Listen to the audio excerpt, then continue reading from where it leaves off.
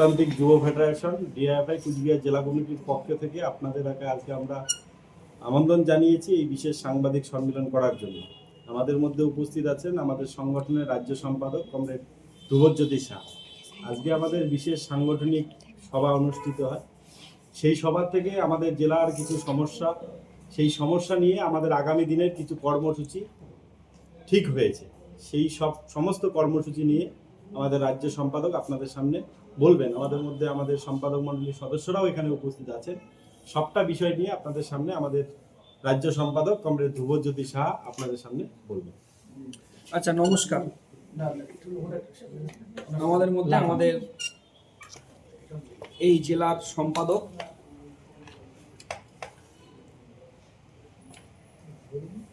সভাপতি সহ আমাদের রাজ্য কমিটির সদস্য এবং জেলা সম্পাদক মণ্ডলীর সদস্যরা এখানে উপস্থিত আছেন। মূলত আমরা যে বিষয়টা আপনাদের সামনে বলতে চাইছি, ভেনিজুয়েলায় যে মার্কিন আগ্রাসন, তার আমরা তীব্র নিন্দা জানাচ্ছি। ভেনিজুয়েলার প্রেসিডেন্ট নিকোলাস মাদুরাইকে যে অবৈধভাবে আটক করা হলো, তাকে অবিলম্বে ছাড়তে হবে এবং মুক্তি দিতে হবে তার পরিবার সহ। এখন এই ভেনিজুয়েলার উপরে আক্রমণ, তার মূল কারণ মার্কিন সাম্রাজ্যবাদ গোটা পৃথিবীটাকে হাতের মুঠোর মধ্যে রাখতে চাইছে। মার্কিন সাম্রাজ্যবাদ চাইছে গোটা পৃথিবীটাকে দখল করতে। ভেনিজুয়েলায় আক্রমণের মূল কারণ ভেনিজুয়েলার যে তেল আছে, খনিজ সম্পদ আছে, এগুলোকে লুট করা। গোটা প্যালেস্তাইনের উপরে যে ইসরায়েলি আক্রমণ, এতেও মদত যোগাচ্ছে মার্কিন সাম্রাজ্যবাদ আমেরিকা। আমরা ডিওয়াইএফআই জন্মলগ্ন থেকেই সাম্রাজ্যবাদের বিরুদ্ধে লড়াই করি এবং এই লড়াই করে আমরা আমাদের এই কাজটাকে পরিচালনা করতে চাইছি। ট্রাম্প হুমকি দিচ্ছেন যে মেক্সিকো, কলম্বিয়া, ব্রাজিল, কিউবা, এই সমস্ত দেশগুলোকে দখল করতে চাইছে। কিন্তু এই পৃথিবীর ইতিহাস, ভারতবর্ষের ইতিহাস আপনারা সকলে জানেন। মানুষ চিরকাল তার মস্তিষ্ক অন্যর কাছে বন্ধক রাখে না। মানুষ রাস্তায় বেরোবে, মানুষ প্রতিবাদ প্রতিরোধ তৈরি করবে। বামপন্থী হিসাবে আমাদেরকে এই বিশ্বাস রাখতেই হবে যে একটা সময় ভিয়েতনামে দীর্ঘ যুদ্ধ, যে যুদ্ধে হোচিমিনের নেতৃত্বে দেশপ্রেমিক মানুষ, তার যে জয়, আজকের সময়েও দাঁড়িয়ে আমরা মনে করি মার্কিন সাম্রাজ্যবাদের বিরুদ্ধে ভিয়েতনামের প্রেসিডেন্ট জয়ী হবেন। ভিয়েতনামের মুক্তিকামী, ভেনিজুয়েলার মুক্তিকামী মানুষ জয়ী হবেন। আজকের সময়ে দাঁড়িয়ে আমাদের দেশ এবং আমাদের রাজ্য ভালো নেই। আমাদের রাজ্যের মাটিতে আমরা কয়েকদিন আগে একটা কর্মসূচি ঘোষণা করেছি, গত পরশুদিন, যে শিল্প চাই, কাজ চাই, বাম পথে বাংলা চাই। এই বাংলার যুবকরা ভালো নেই, এই বাংলার মানুষ ভালো নেই। এই বাংলায় প্রতিদিন, এই কোচবিহার জেলা, উত্তরের জেলায় পরিযায়ী শ্রমিকরা প্রতিদিন এই রাজ্য থেকে অন্য রাজ্যে কাজ করতে চলে যেতে হচ্ছে। আজ কাজ করতে যাওয়ার পর তাদেরকে আক্রমণ করা হচ্ছে, তাদেরকে পেটানো হচ্ছে, তাদেরকে খুন করা হচ্ছে। কোথায়? বিজেপি শাসিত রাজ্যে। এই এলাকায় বিজেপির যারা বিধায়ক আছেন 6 জন, 7 জন, তৃণমূলের এমএলএ আছে, এমপি আছে, তাদের মুখে কোনো কথা শুনতে পারবেন না। কোথায় আক্রমণ হচ্ছে? বিজেপি শাসিত রাজ্যে। কার উপর ভরসা করবেন? শুধু তাই নয়, পরিযায়ী শ্রমিকরা আক্রান্ত হয়ে, খুন হয়ে, কফিনবন্দি হয়ে ফিরে আসছেন, রাজ্য সরকারের কোনো কথা নেই। গ্রিক ওয়ার্কার, তাদের কি অবস্থার মধ্যে তারা দিন কাটাচ্ছে। পরিযায়ী শ্রমিকরা যেমন অসহায় অবস্থা আছে, আমাদের এই এলাকার কৃষক কোন অবস্থার মধ্যে আছে। কৃষক ফসলের দাম পাচ্ছে না, ইউরিয়া, ডিএপি, কীটনাশক, পটাশের দাম বৃদ্ধি হচ্ছে, সারে কালোবাজারি হচ্ছে। শুধু তাই নয়, সারে কালোবাজারির সঙ্গে তৃণমূল মদত দিচ্ছে। একটা সারের বস্তার উপরে দাম লেখা আছে 1300 টাকা, দোকানে কিনতে গেলে 2600 টাকায় বস্তা কিনতে হচ্ছে। বামপন্থী সরকারের সময় গ্রামে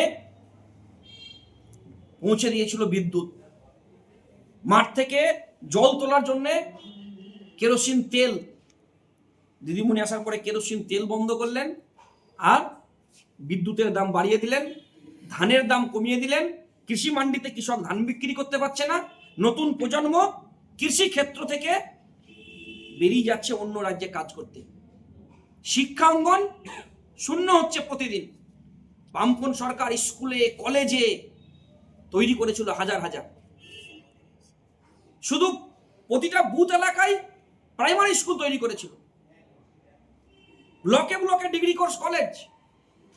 আজ দিদিমণি আসার পরে প্রথমে শিক্ষার উপরে আক্রমণ নামিয়ে আনল। বামপন্থী সরকার উচ্চ মাধ্যমিক পর্যন্ত শিক্ষার অবৈতনীকরণ করেছিল, বিনা পয়সায় পড়ার ব্যবস্থা, আর স্কুল তৈরি করলো। দিদিমণি আসার পরেই 15 বছরের মধ্যেই 8200 স্কুল বন্ধ করার নোটিশ ধরিয়ে দিয়ে 26,000 নতুন কালার মদের লাইসেন্স ধরিয়ে দিল, বাংলায় মাতাল তৈরি করার জন্য। নতুন প্রজন্ম যারা প্রতিদিন কাজ করছে, যারা প্রতিদিন বাংলার মাটিতে জীবন পরিচালনা করার জন্য অসহায় অবস্থায় দিন কাটাচ্ছে। আমরা বলেছি যে পশ্চিম বাংলায় শিল্পের জমিতে শিল্প করতে হবে এবং মন্দির তৈরি করতে পারেন, আপনি মসজিদ তৈরি করতে পারেন, মন্দির হবে, মসজিদ হবে, কিন্তু মন্দিরের বাইরে, মসজিদের বাইরে যেন বাংলার বেকার যুবকদেরকে ভিক্ষার ঝুলি হাতে নিয়ে বসে থাকতে না হয়। তাই শিল্পর জমিতে শিল্প করার কথা আমরা বলছি। স্বাস্থ্য ব্যবস্থায় একটার পর একটা দুর্নীতি, মেডিকেল কলেজগুলোতে দুর্নীতি, ডাক্তার নিয়োগে দুর্নীতি। এমবিবিএস পাস করার পরে বামপন্থী সরকারের সময় ডাক্তাররা প্রতি বছর চাকরি পেত, 4 বছর হয়ে গেল এখনো পর্যন্ত ডাক্তারদের কোনো চাকরি হচ্ছে না।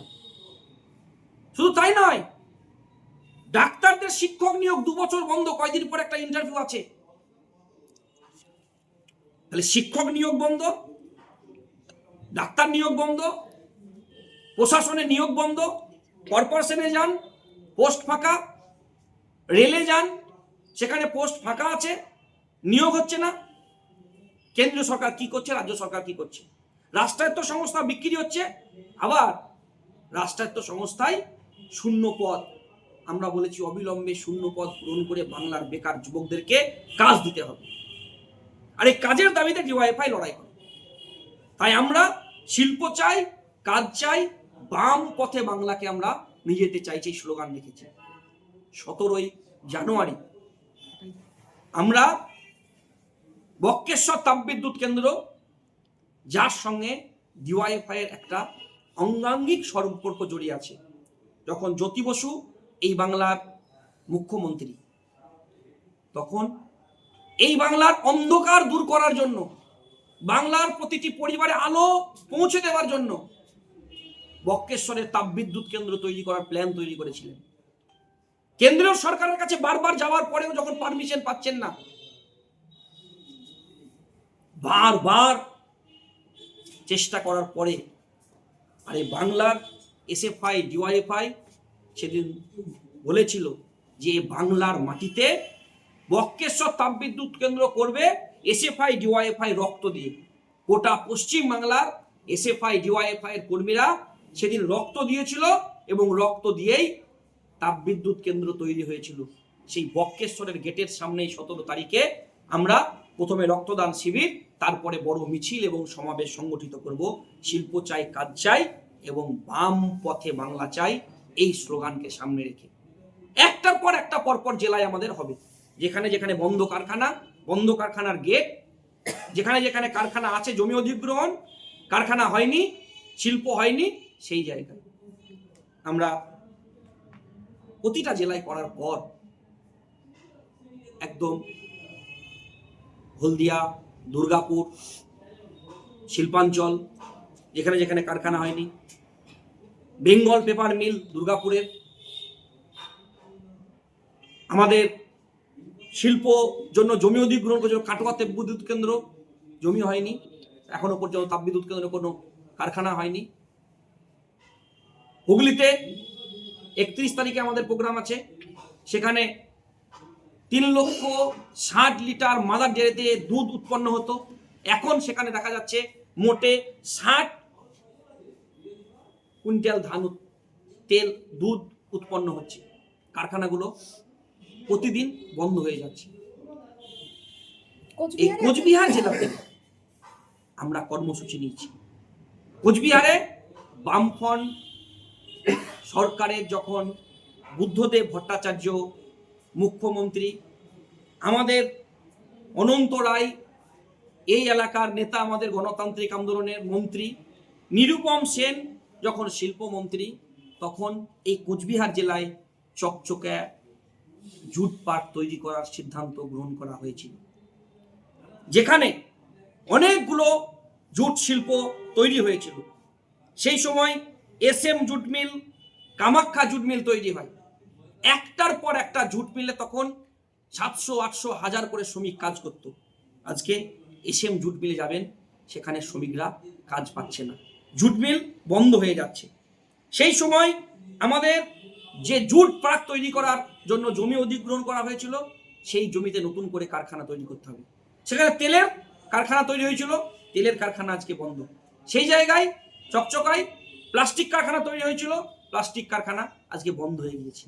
কোচবিহার জেলার যুবকরা কাজ পাচ্ছে না। তাই কোচবিহার জেলার যুবকদেরকে কাজ দেওয়ার জন্য আমাদের দাবি, চকচকায় যে শিল্প তালুক তৈরি হয়েছিল, সেখানে কৃষি ভিত্তিক ভারী শিল্প তৈরি করতে হবে। এই কোচবিহার জেলায় গোটা ভারতবর্ষের মধ্যে সবচাইতে ভালো উৎকৃষ্ট মানের পাট তৈরি হয়, অথচ সেই পাটের কারখানাগুলো বন্ধ হয়ে যাচ্ছে। তৃণমূল বিজেপির যারা MLA আছেন, যারা MPরা আছেন, তাদের কথা বিধানসভায় শুনতে পাবেন না, তাদের কথা পার্লামেন্টের ভাষণে শুনতে পাবেন না। কোচবিহারের মানুষের কথা, কোচবিহারের শিল্পের কথা দেখলেন কি? কোচবিহারে কয়দিন আগে ঢাক ঢোল পিটিয়ে নিউ কোচবিহারে স্পোর্টস হাব তৈরির জন্য জমি অধিগ্রহণ করা হয়।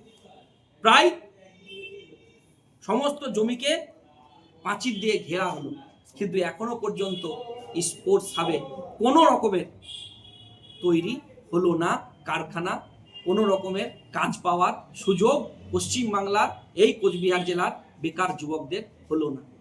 শুধু তাই নয়, মনে রাখবেন এখানে যে 9টা সিটের প্লেন প্রতিদিন যাওয়া আসা করতো এয়ারপোর্টে 1 জানুয়ারি থেকে, সেটাও বন্ধ হয়ে গেল কোচবিহার জেলার। মনে রাখবেন, কোচবিহার জেলার অন্ধকার থেকে যদি আলোর পথে নিয়ে যেতে হয়, একমাত্র বাম পন্থা ছাড়া কোনো ভরসা নেই। তাই আমি সকল মানুষের কাছে আহ্বান জানাবো, আমরা যে কর্মসূচি ঘোষণা করেছি, যে শিল্প বাঁচাও,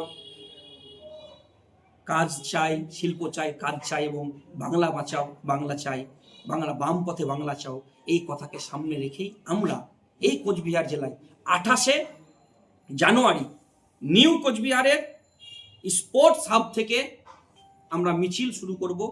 সেই মিছিল চকচকা শিল্প তালুক পর্যন্ত যাবে, এবং সেখানে আমরা সমাবেশ, এবং সমাবেশের মধ্য দিয়ে এই রাজ্য সরকার এবং দেশের কেন্দ্রীয় সরকারের ঘুম ভাঙাবো। তারা যে ঘুমিয়ে আছে, ঘুম ভাঙানোর জন্য রাস্তায় যুবরা নামবে, এবং কোচবিহারের বেকার যুবকদেরকে যাতে কোচবিহারের মাটিতে কাজ পায়, তার জন্য প্রতিদিনের লড়াই আন্দোলন আমরা সংগঠিত করব। শিল্প চাই, কাজ চাই, বাম পথে বাংলা চাই, এই স্লোগান